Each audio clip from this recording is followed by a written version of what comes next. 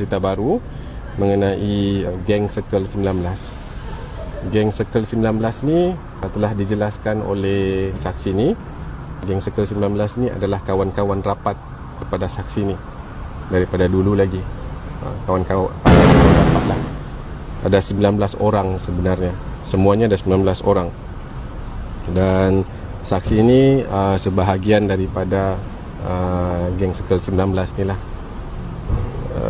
Dan saksi ini juga pada subuh 16 hari bulan Julai 2025 dapat melihat Zara di bawah baring di rumah sebelah warden tu. Dan dia tidak sempat nampak Zara dinaikkan ke ambulans lah. Dan selepas tu dia masuk ke bilik untuk bersiap ke kelas. Itu keterangan di ponan yang ke-13. Kami tanya sama ada dia tahu pasal geng Circle 19 ni. Dia cakap dia tahu. Bila kami tanya siapa-siapa dalam geng Circle 19 ni, dia mention lah satu-satu nama tu. Jumlah dia 19 orang. Timbulnya geng Circle 19 ni adalah kawan-kawan rapat. Fakta baru, cerita baru